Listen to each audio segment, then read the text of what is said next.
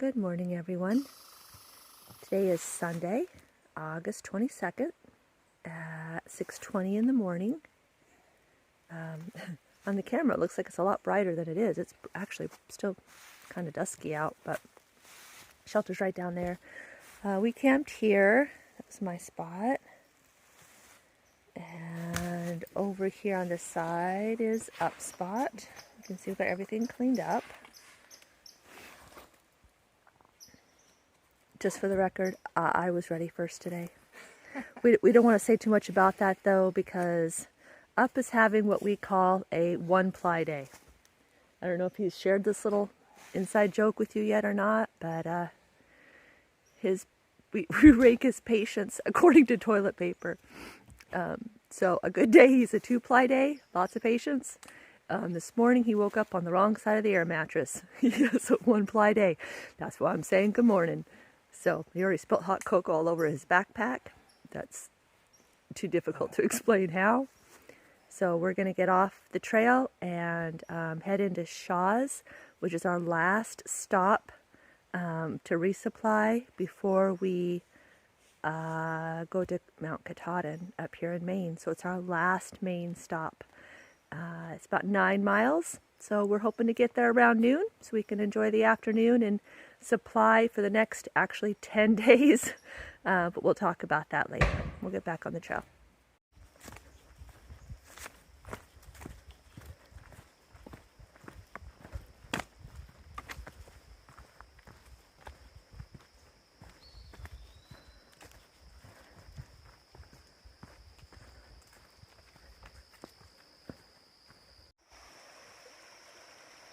The last mile or so, we've been walking along this river stream. The water level's really low.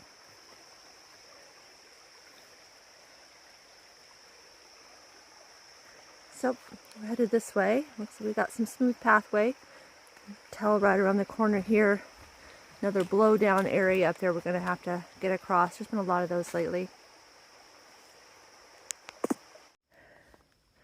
Maine's got a lot of flat areas, but it is all these boulder or rock pathways as far as you can see. Ankle twisters, we call them.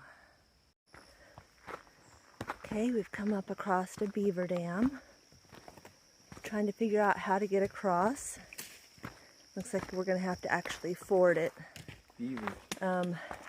Some people cross right on the beaver dam itself. Up, if you're going, would you leave me my sticks?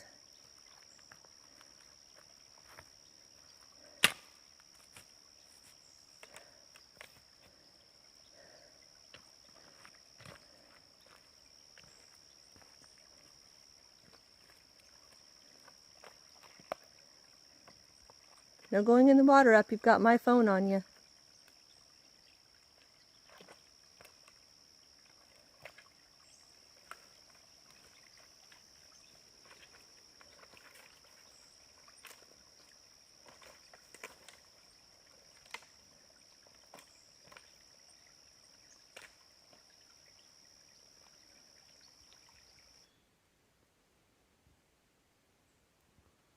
Cute little bugger.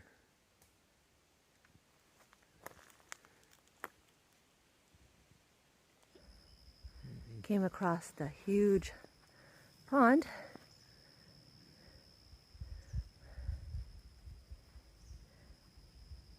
It's quiet.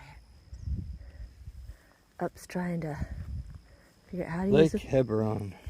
Hebron or Hebron? Yep. It's pretty misty, foggy out. Almost feels like rain, but not quite. But it's still quite warm. Okay, coming out on Main 15. I don't know if you can see this. There's lots of this kind of rock here, and because it's been raining all morning, it's extremely slippery. Up just went down. He's okay, but I'm trying to be careful. This is Main 15. Up just called for a shuttle into Shaw's. So We did great. 9 miles before 11 o'clock. And we've arrived at Shaw's Hiker Hostel. Good morning, everybody. It's Monday morning on August 23rd, and Kendall and I are back on trail. Stayed at Shaw's Hostel last night and had a good stay there. It rained most of the night and is pretty wet today, but we're eager to get out and get through this section. We're actually just starting out on what they call the 100-mile wilderness, which is exactly what it sounds like. It's 100 miles of no towns, no stops, no going into ice cream shops or anything. So that's one of the reasons we stopped at Shaw's.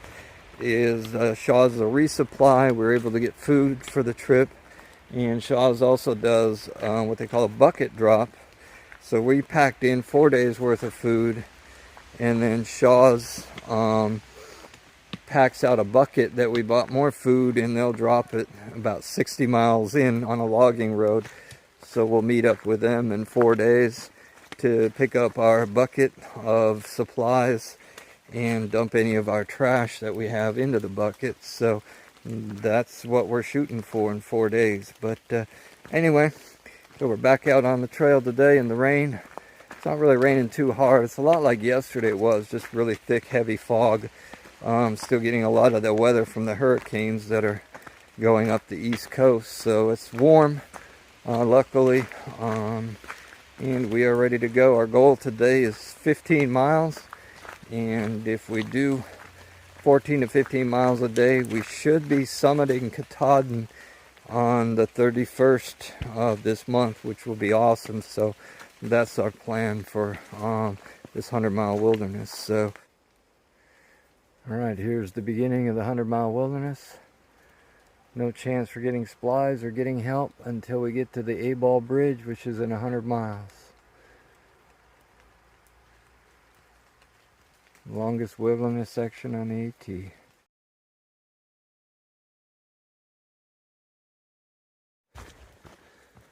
Yeah, so this is mostly what the trail will be like today.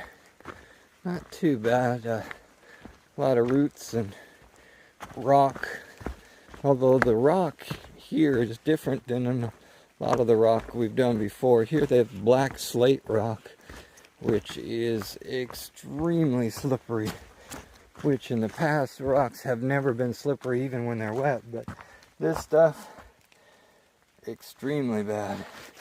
It is just like walking on wet ice. But anyway, so that's pretty much all we have to avoid today. We also today have a stream crossing where we actually have to wade through it. Apparently it's only about knee deep or so, maybe a little less than that.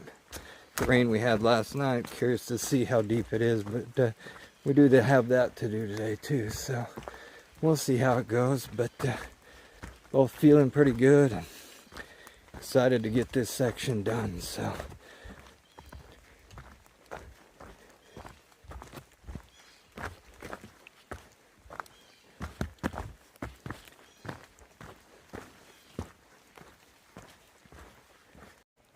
It's so weird to me that every time we go to leave town, it is so frightening. Like you get nervous and jittery, like, what am I doing?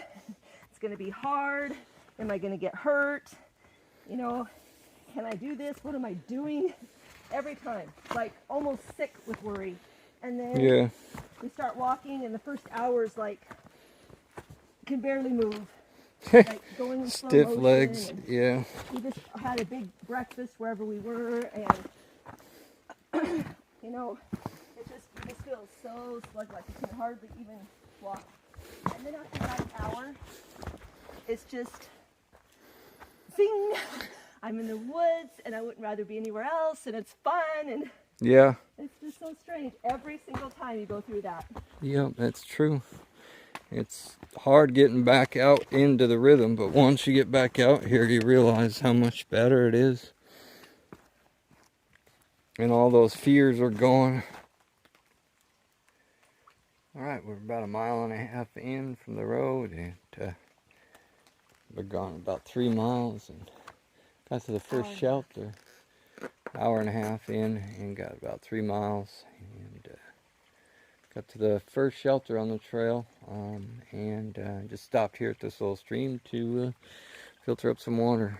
Kendall's doing the squeezing this time, and fill our water bottles up and keep on heading down the trail. So it's been a pretty good hike so far. Rocks have been pretty slippery, but other than that, hasn't been too bad of a trail. So we're both in good spirits and ready to walk some more. So alright, let's fill up with water and get on up.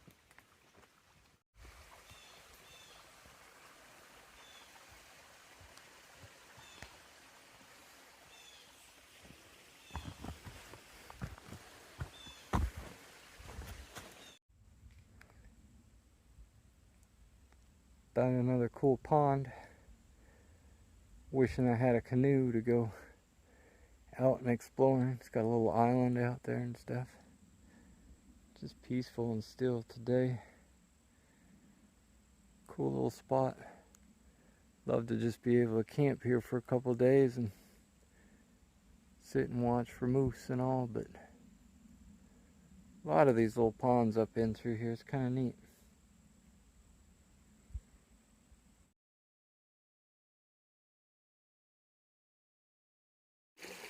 Okay, it's about 1:30 in the afternoon, and Kendall and I found a good spot to have some lunch. It's right next to this pool, right above a waterfall. So Kendall's over there getting us some water out of the stream, and right here behind me there's a huge waterfall. Well, a huge drop. There's not much water going over it right now, but yeah, the trail crosses right across this top part of the waterfall. So yep, we're gonna sit here in this nice little spot and have a good little lunch.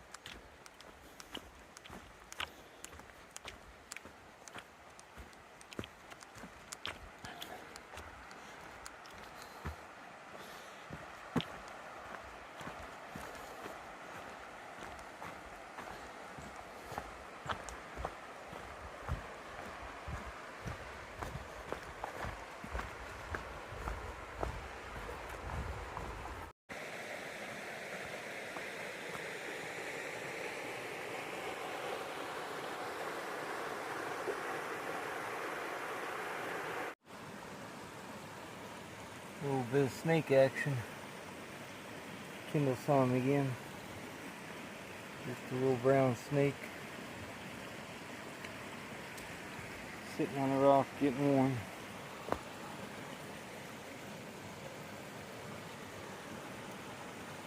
Tiny little guy.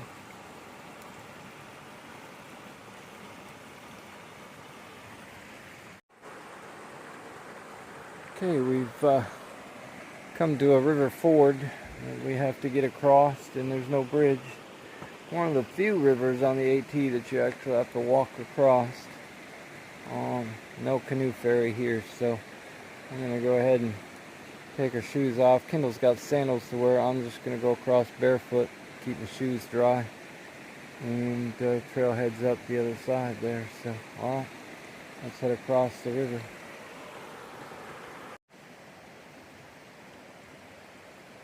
Well, we made it to the other side of the river. We got back out and got our dry shoes back on and dry packs. Everything's dry. We made it across, not much trouble. About knee deep, almost to our knees. Yeah, the other side was a little deeper than this side, but almost up to our knees at the very deepest spot, but still not bad. Kendall actually did really well going across. I had a little trouble with bare feet on the sharp rocks, but Kendall had her sandals on, so she did actually really well. Yeah, we decided we're gonna go up here. There's a shelter about a little less than a mile, about 0.7 up the trail, and because of the weather and stuff, we're thinking we're gonna probably settle into that shelter because there's not really any marking of any stealth sites along the trail after that. So, and the weather looks like it could possibly rain this evening. It's supposed to clear up tomorrow, but we're not sure about that yet. So we're going to try to hit the shelter, see what it's like, and hopefully there's room for us there, and we'll bed down for the night. So, all right, let's get our packs on and get back up there. All right, y'all, we made it to Wilson Valley Lean-To. It was our first stop-off point of the day. We didn't make it to our primary goal. This was our bailout spot, but terrain was pretty rugged today, and with the stream crossing and all, and I was feeling really sluggish today, but Kendall kind of wanted to keep going, but I talked her out of it, and we made it up this far anyway. I think it's a little over 10 miles, 10.3 or something like that. So still a double-digit day, and then not really as good of a day as I was hoping for. But hopefully my mood will change tomorrow. We'll do a little bit better. But and the cool thing is, though, as we rolled into this shelter, it's really dark, and it started raining pretty much as soon as we set our packs down inside of it. So we're thinking maybe that was the wise idea to stop here instead of going forward and hope to find a campsite. So anyway, we're going to go ahead and get our beds set up and cook up some dinner and call it a day. So hope you all had a good day today and kept your feet dry going across the river. And we'll see you back on the trail tomorrow. Good night.